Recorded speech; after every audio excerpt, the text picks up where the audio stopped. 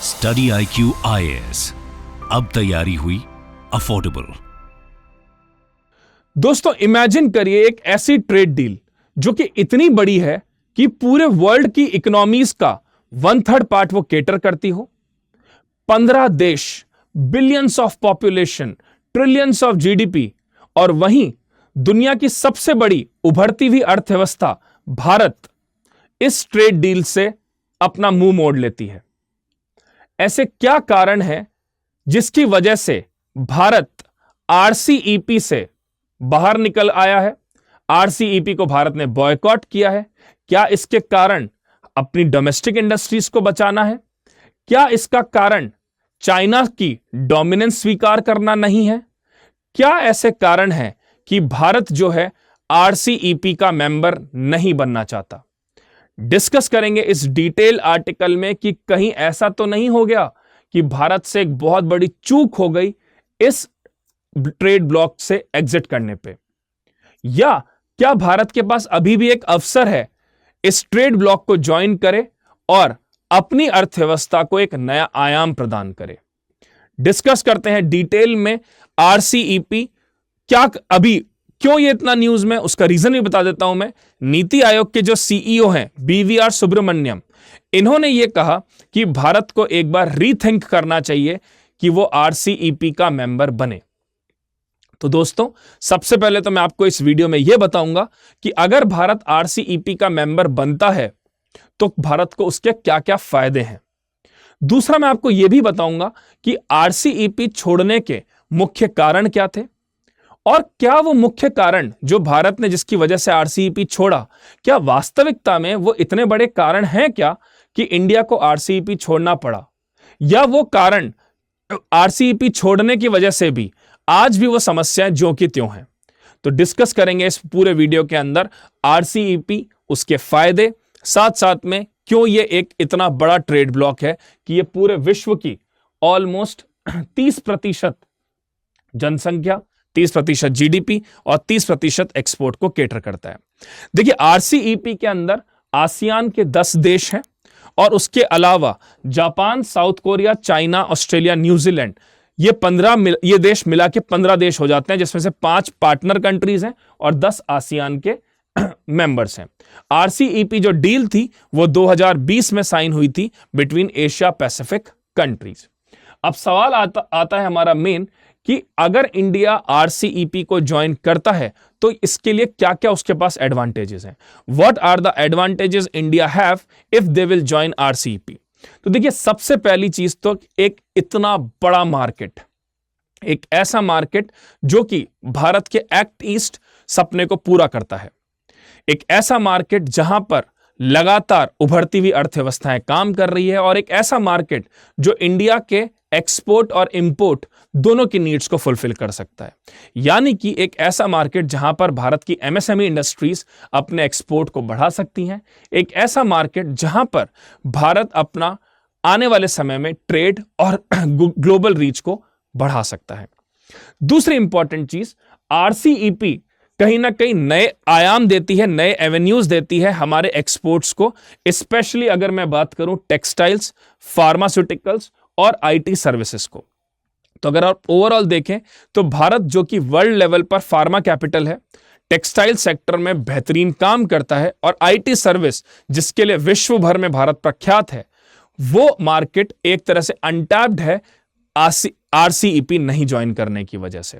तो अगर Bharat RCEP join करता है तो उसकी मार्केट एक्सेस तो बढ़ेगी दोस्तों, साथ साथ में जिन चीजों में भारत ग्लोबल चैंपियन है उन चीज में भारत और स्ट्रांग होता रहेगा। आगे बात करें तो integration into regional value chain. देखिए अगर हम RCEP के साथ जुड़ते हैं तो हमारी MSME इंडस्ट्रीज, हमारी ट्रेड इंडस्ट्रीज एशिया पैसिफिक में हमारा एक दबदबा कायम हो सकता है, और वहीं पर हम एक्सपोर्ट कर सकते हैं हमारे वो सारे गुड्स जो कि अभी तक एक नए मार्केट की खोज में है, एक नए मार्केट की सर्च में है। साथ साथ में कहीं ना कहीं ये मार्केट ओवरऑल लेवल पर भी इंडिया के ग्लोबल ट्रेड को एक्सपेंशन प्रोवाइड करेगा, और आने वाले समय में हम बहुत ही चीप प्राइस पर यहां से रॉ मटेरियल भी ले सकते हैं। तो ये एक और बहुत बड़ी बात। चौथी important component, attracting FDI। Bharat जो कि लगातार अलग अलग कानून, अलग अलग नियम, अलग अलग पॉलिसीज बना रहा है ताकि एफडीआई को अट्रैक्ट कर सके, ताकि विदेशी निवेश को वो बढ़ावा दे सके। और इससे अच्छी क्या बात हो सकती है कि जो आसियान के जो नेशंस हैं या आरसीईपी के जो मेंबर नेशंस हैं, ये लगातार एक ऐसा मार्केट ढूंढ रहे हैं जहां पर ये इन्वेस्ट कर सकें। क्योंकि आज अगर आप एक चीज सुनेंगे, पूरे दुनिया भर के देश चाइना प्लस वन स्ट्रेटजी के ऊपर फोकस कर रहे हैं। हर कंट्री विश्व की ये कोशिश कर रही है कि चाइना के अलावा भी उनके पास एक ऑल्टरनेटिव हो। और भारत जहां पर चीप लेबर से लेकर बेहतरीन इंफ्रास्ट्रक्चर से लेकर बेहतरीन स्पेशल इकोनॉमिक जोन से लेकर बेहतरीन मेहमान नवाजी से लेकर बेहतरीन और फ्रेंडली रिलेशंस के कारण पूरे वर्ल्ड लेवल पर इन्वेस्टमेंट भारत में बढ़ सकते हैं। तो कहीं ना कहीं हम फॉरेन इन्वेस्टमेंट भी इससे अट्रैक्ट कर सकते हैं। उसके साथ साथ में ओवरऑल जियोपॉलिटिकल इन्फ्लुएंस को भी भारत स्ट्रेंथन कर सकता है। आप एक चीज देखिए कि पूरे विश्व भर में जो चाइना का डोमिनेंस है, उससे दुनिया परेशान भी बहुत ज्यादा है।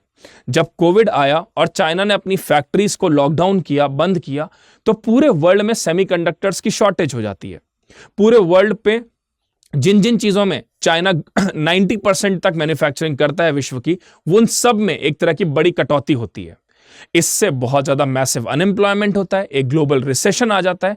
और क्यों ना भारत इस अपॉर्चुनिटी का फायदा उठाए, क्योंकि आपको पता है कि भारत जो ठान लेता है वो पूरा करता जरूर है। चाहे फिर वो पीपीई किट हो, चाहे वो सैनिटाइजर्स हो, चाहे वो मास्क हो, हमने प्रोड्यूस भी किए और फिर मुफ्त में पड़ोसियों को बांटे भी। तो कहीं ना कहीं इंडिया के लिए ये बहुत बड़ी अपॉर्चुनिटी है कि वो जियोपॉलिटिकल इन्फ्लुएंस में थोड़ा सा एक बदलाव ला सकता है, सप्लाई चेन का हिस्सा हो सकता है और पूरे विश्व में अपनी एक अमिट छाप छोड़ सकता है, जिसमें भारत व्यापार और आंतरिक रिश्ते एक अलग अलग देशों के साथ स्ट्रॉन्ग कर सकता है। Then improving competitiveness of Indian industries. आज हमारी इंडियन इंडस्ट्रीज कहीं ना कहीं एक ऐसी पार्टनरशिप करना चाहती है, एक ऐसा प्लेटफॉर्म ढूंढ रही है जहां पर उन्हें बेहतरीन स्किलफुल लोग मिले, जहां पर उन्हें गाइड करने वाले लोग बेहतरीन मिले, जहां पर आर&डी के ऊपर बहुत खर्चा हो, जहां पर टेक्नोलॉजी ड्रिवन चीजों के ऊपर फोकस हो। तो अगर भारत आरसीईपी का मेंबर बनता है और इससे एफडीआई भारत में आता है, तो एफडीआई ना सिर्फ अपने साथ में पैसा लेके आएगा, बल्कि अपने साथ में एम्प्लॉयमेंट लेके आएगा, अपने साथ में स्किलफुल एम्प्लॉयर्स लेके आएगा, अपने साथ में लेटेस्ट टेक्नोलॉजी लेकर आएगा। तो ओवरऑल अगर देखा जाए तो ये कहीं ना कहीं भारत की इंडस्ट्रीज के लिए भी एक बहुत बड़ी एडवांटेजियस सिचुएशन हो सकती है अगर इंडिया आरसीईपी का मेंबर बनता है। तो उसके बाद अगर मैं आपसे बात करूं कंज्यूमर बेनिफिट्स, देखिए आरसीईपी के अंदर कुछ कुछ इंपॉर्टेंट प्रोविजंस हैं। वो इंपॉर्टेंट प्रोविजंस क्या है कि हम टैरिफ और ड्यूटीज को कम कर देंगे। अब अगर टैरिफ और ड्यूटीज कम होती हैं तो इन सारी कंट्रीज के जो गुड्स हैं वो दूसरी कंट्रीज में जाएंगे और उन पे अगर टैरिफ और ड्यूटीज कम लगेंगे तो ये गुड्स बहुत ही कम प्राइस पे सिटीजन्स को मिल जाएंगे। तो जैसे अगर मान लीजिए कि आज अलग अलग देशों से हमारे कंट्री में इंपोर्ट हम करते हैं या हम एक्सपोर्ट करते हैं और उन पर अगर डोमेस्टिक कंट्रीज टैक्सेस या टैरिफ्स कम लगाती है, तो इसका ultimate benefit last mile consumer तक पहुंचेगा, जो कि बहुत ही सस्ते प्राइस में एक गुणवत्तापूर्ण, एक क्वालिटी वाले प्रोडक्ट को कंज्यूम कर पाएगा। Then apart from that, strategic alignment with act east policy. हमारी जो एक्ट ईस्ट पॉलिसी है, जिसमें हम लगातार काम कर रहे हैं कि ईस्ट एशियन कंट्रीज के साथ में अपने ट्रेड रिलेशंस को इंप्रूव करें, हमारा ये लगातार फोकस है कि जितना हो सके ईस्टर्न एशियन कंट्रीज को अट्रैक्ट करें, उनके साथ व्यापारिक रिश्ते बनाएं, उनके साथ एक अच्छा कॉर्डियल रिलेशन बनाएं। क्योंकि हमें ये बात पता है कि चाइना जो है वो माना इनको बहुत एक्सपोर्ट करता है, माना इनके साथ बहुत अच्छे रिलेशंस मेंटेन करता है, लेकिन चाइना से ये सब देश परेशान है। क्योंकि चाइना की जो डिप्लोमेसी है वो इस तरह की है कि पहले खूब पैसा दो, बाद में गर्दन पकड़ लो। यही काम उन्होंने श्रीलंका के साथ किया, यही काम वो छोटे देशों के साथ भी करते हैं कि उनको इतना डेट दे देते हैं और बाद में उसी डेट के बदले उनके जो पोर्ट हैं, उनके जो इंटरनल एडमिनिस्ट्रेशन है, उसके ऊपर अपना कंट्रोल स्थापित कर लेते हैं। वहीं भारत, जो कि पूरे विश्व को एक अपना परिवार मानता है, पूरे विश्व में एक ऐसा देश माना जाता है जो किसी दूसरे देश के साथ गद्दारी नहीं कर सकता, वो अगर इस काम को ढंग से अप्रोच कर दे तो हो सकता है आने वाले समय में लोग चाइना को भुला के भारत के साथ व्यापार करें। अपार्ट फ्रॉम दैट, अगर मैं बात करूं कि ओवरऑल ओवरऑल इस संदर्भ में इंडिया ने आरसीईपी को बॉयकॉट क्यों किया? अब सवाल आप लोगों का ये होगा, जब इतने बेनिफिट हैं तो इंडिया ने ये ऐसी गलती करी क्यों कि वो आरसीईपी से बाहर आ गया?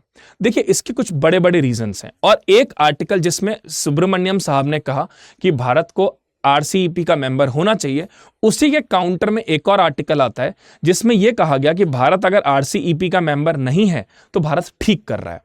उसके कारण उन्होंने बताया कि इंडिया आरसीईपी का मेंबर अगर नहीं भी है तो इंडिया फायदे में है, क्योंकि जापान का ट्रेड डेफिसिट में जा रहा है, कोरिया का ट्रेड डेफिसिट में जा रहा है, और चाइना का ट्रेड सरप्लस ऑलमोस्ट डबल हो गया है with the relation with ASEAN. तो ये कहीं ना कहीं सिर्फ और सिर्फ एक नेशन को फायदा कर रहा है आरसीईपी, जिसका नाम है चाइना। दूसरी बात उन्होंने कही कि अगर इंडिया आरसीईपी ज्वाइन नहीं भी करता है तो इंडिया के वैसे भी फ्री ट्रेड एग्रीमेंट साइन है इन 15 में से 13 देशों के साथ, सिवाय न्यूजीलैंड और चाइना को छोड़ के।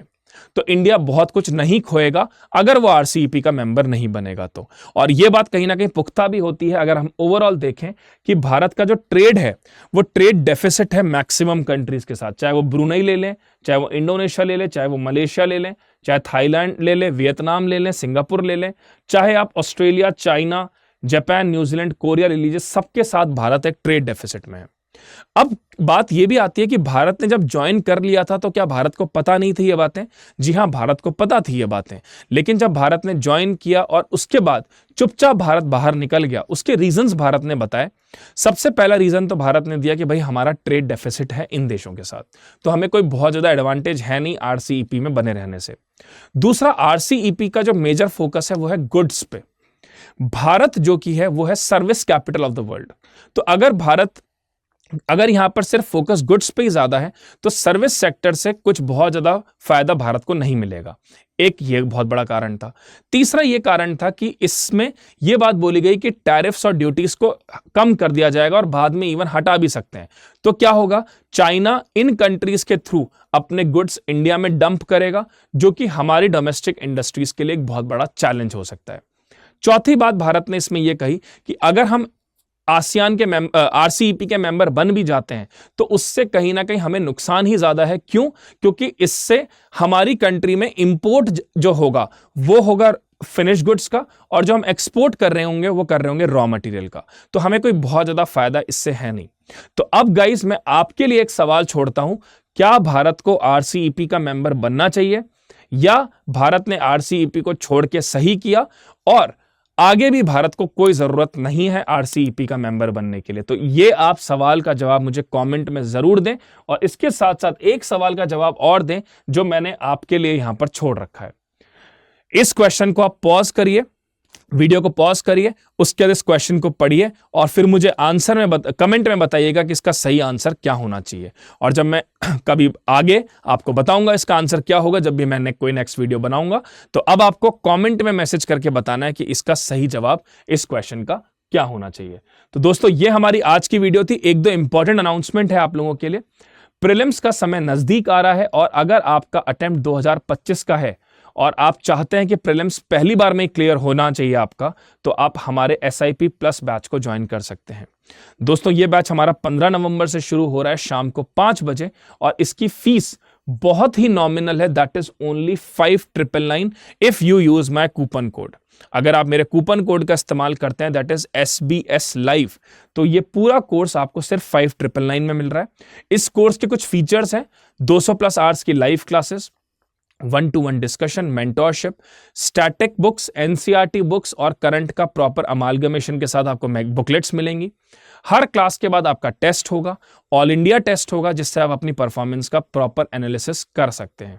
इसके अलावा दोस्तों, आपके प्रीलिम्स में पूरी गाइडेंस देने के लिए हमारे टीचर्स और हमारे मेंटर्स आपके साथ खड़े हैं। तो बिना देरी करे इस कोर्स को ज्वाइन करिए सिर्फ 5999 में, और यह बैच हमारा 15 नवंबर से शाम को 5 बजे शुरू हो रहा है। इसके अलावा अगर आपका अटेम्प्ट 2026 में है और आप आराम से 1 साल तैयारी करना चाहते हैं, तो ज्वाइन करिए हमारा P2I फाउंडेशन बैच। ये बैच जो है हमारा 11 नवंबर से, यानी कि परसों से शुरू हो चुका है, और इसकी लास्ट डेट जो है वो है 15 नवंबर, जिसमें आपको ये पूरा कोर्स 28,999 में मिल रहा है अगर आप मेरे कूपन कोड का इस्तेमाल करते हैं। तो मेरा कूपन कोड है SBS Life, so if you use my coupon code you will get this whole course in 28,999। और इस कोर्स की विशेषताएं हैं कि इसमें 1000 आवर्स प्लस की live classes, answer writing, doubt solving, 1-to-1 session, mentoring और साथ साथ में पूरी कंप्लीट होलिस्टिक तैयारी प्रीलिम्स से इंटरव्यू तक की कराई जाएगी।